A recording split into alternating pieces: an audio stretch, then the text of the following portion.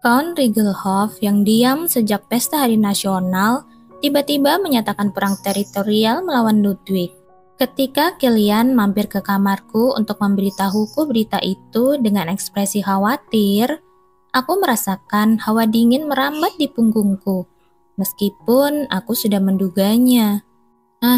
Akhirnya, saat yang aku takuti telah tiba. Perang teritorial melawan Ludwig sama dengan menyatakan bahwa Regelhoff menggali kuburnya sendiri.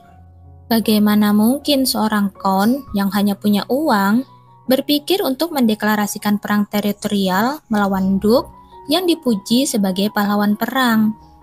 Mungkin dia percaya pada pasukan yang dimiliki Archduke Lanston, tapi ada seluruh keluarga kekaisaran di belakang Ludwig. Bodoh.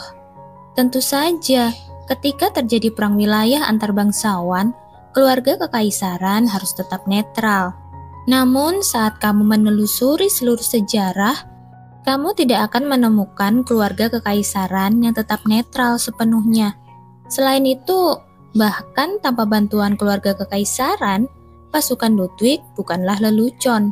Aku belum pernah melihatnya dengan mata kepala sendiri, namun penulis I Refuse Your Obsession telah menggambarkan dengan cukup baik betapa parahnya kekalahan Count Regelhoff dalam perang teritorial. Perang teritorial juga merupakan awal dari pemberontakan Archduke Lanston terhadap kaisar, sehingga ia akhirnya dieksekusi tanpa bisa menghindari stigma sebagai pengkhianat.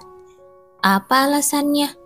Kilian mengangkat bahu sebagai jawaban atas pertanyaanku.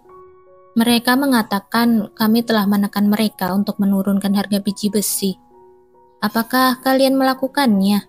Tidak, harga biji besi sebenarnya diturunkan oleh Count Regelhoff sendiri. Tapi dia bilang itu karena kami memaksanya. Apakah tidak ada kontrak atau semacamnya? Tentu saja ada. Mereka berdebat tentang sesuatu yang tidak bisa dibenarkan di atas kertas. Ya, aku tahu. Aku menggelengkan kepalaku. Count Regelhoff benar-benar gila dalam pikirannya sendiri dan membahayakan keluarganya. Bagaimana dia membesarkan anak-anaknya dengan kesombongan dan egoisme? Apakah kamu baik-baik saja? Ya? Kilian menatapku, ekspresi pahit di wajahnya. Baru pada saat itulah aku ingat bahwa orang yang menyatakan perang teritorial adalah ayahku. Baiklah, mau bagaimana lagi kan? Dengan ini, aku kira keluarga Regelhoff dan aku telah menjadi orang asing. Kamu baik sekali berpikir seperti itu, tetapi kamu harus menguatkan diri. Bergantung pada hasil perang, Count Regelhoff akan... Aku tahu. Kilian tampak terkejut dengan jawaban tenangku. Ya, meskipun kamu membenci ayahmu, agak mengejutkan kalau kamu tidak peka terhadap kemungkinan kematiannya. Tapi, apakah seperti itu seharusnya seorang ayah? Seorang pria yang tidak hanya menganiaya putrinya yang masih kecil, tetapi juga memaksanya merayu seorang pria untuk mendapatkan informasi darinya. Selain itu, aku jelas-jelas sudah mencoba menghentikannya. Dialah yang menyebabkan kehancurannya sendiri.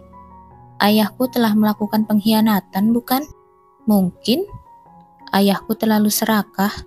Dia tidak bisa memandang dirinya dan keluarganya secara objektif. Aku mencoba membujuknya untuk tidak melakukannya, tapi aku memasang wajah menyedihkan, memerankan karakter seorang korban sebaik mungkin. Kilian menghela nafas bersamaku dan meletakkan tangannya yang menenangkan di bahuku. Aku berhenti sejenak, merasakan tangannya yang hangat, dan kemudian bertanya, apa reaksi keluarga kekaisaran? Archduke Lanston masih berpura-pura tidak tahu, mengatakan bahwa itu tidak ada hubungannya dengan dia. Tapi siapapun tahu, perang teritorial ini akan menjadi titik awal pengkhianatan.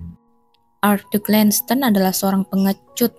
Apa yang dia yakini untuk melakukan ini? Sudah jelas dari mana kepercayaan Archduke Lanston berasal. Janda permaisuri.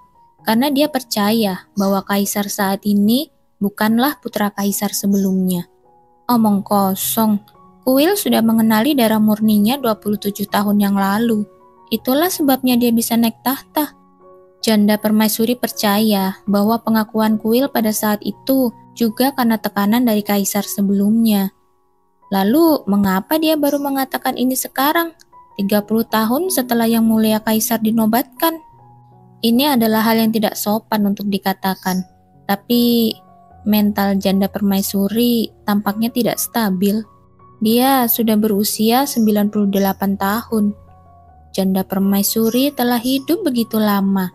Karena suami dan putra sulungnya telah lama tiada, dia tinggal di istana pribadi, hidup di dunia kecilnya sendiri, dan telah menunjukkan tanda-tanda demensia selama beberapa tahun hingga sekarang. Maksudmu, Arduk Lanston mengambil keuntungan dari hal itu? Ya, Arduk Lanston juga seorang yang tak kenal takut, mencoba memenuhi ambisinya untuk naik tahta dengan memanipulasi seorang wanita tua yang mengingat kejadian 30 tahun lalu dengan lebih jelas dibandingkan kemarin. Pengkhianatan yang menunggu 30 tahun untuk terjadi. Aku tidak tahu harus menyebutnya apa. Pada awalnya dia mungkin bersedia menyerahkan tahta, tapi Den, putra Arduk, mungkin dia yang membujuk janda permaisuri untuk melakukan hal itu. Pengkhianatan untuk memberikan tahta kepada putranya.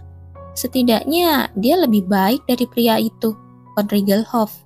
Lebih baik daripada seorang pria yang mengirim putrinya pergi sebagai sandera dan kemudian membuangnya begitu dia tidak diperlukan lagi. Kamulah yang aku khawatirkan. Ya, aku juga mengkhawatirkan diriku sendiri. Ada orang di luar sana yang mungkin ingin menyerangmu hanya karena kamu adalah putri Von Rigelhoff. Aku lebih khawatir kamu yang akan terluka. Apakah kamu begitu menyukaiku hingga mengkhawatirkanku seperti itu? Aku tidak ingin menjadi janda di usia segini. Kilian tertawa pelan. Ya, kata mereka, lalat berkerumun di sekitar seorang janda muda, dan aku tidak ingin melihatnya. Jadi sebaiknya kamu harus lebih menjaga dirimu sendiri. Aku merengut, dan Kilian mencondongkan tubuh dan menciumku dalam-dalam. Nafasnya yang manis dan lidahnya yang panas meluluhkan kegelisahanku. Dengan kecupan lembut, Kilian kemudian menarik diri dan menatapku dengan mata abu-abu misteriusnya dan berbisik. Izinkan aku menggunakan kesempatan ini untuk menunjukkan betapa hebatnya suamimu. Aku harap kamu tidak membual. Kami tertawa pelan dan berciuman ringan beberapa kali lagi. Itu adalah momen hangat yang hampir membuatku berpikir dia jatuh cinta padaku. Tolong Tuhan, semoga tidak terjadi hal buruk. Baik Kilian maupun aku tidak berminat untuk bermain-main, meskipun kami mencoba untuk menganggap enteng situasinya. Mungkin Kilian terjebak di tengah dan dalam situasi yang sangat sulit. Tiba-tiba aku teringat Layla Sinclair yang menyuruhku memanfaatkan posisiku sebagai istri Kilian selagi aku punya waktu. Ini adalah Kilian yang melepaskan cintanya pada Lizzie untuk menikah denganku, putri Von Rigelhoff, dan aku juga bisa dengan mudah digantikan oleh Layla Sinclair. Aku menghela nafas. Kilian mengamatiku dengan cermat, lalu merangkul bahuku dan berkata, "Aku berpikir untuk berangkat ke Raizen segera setelah perang teritorial selesai dan situasi di ibu kota stabil. Bagaimana menurutmu?" Aku mendukungnya. Kalau tidak, kita akan dibombardir dengan gosip jika kita tetap tinggal di ibu kota. Mungkin agak membosankan di sana, tapi anggap saja ini sebagai pemulihan untuk saat ini. Aku sangat menantikan untuk pergi ke perkebunan Raizen, tetapi Kilian sepertinya berpikir aku tidak ingin pergi dan tidak punya pilihan selain ikut dengannya. Aku hanya mengangguk, tidak ingin berdebat dengannya mengenai hal itu. Aku dengan tulus berharap akan tiba saatnya aku bisa pergi ke perkebunan bersama Kilian.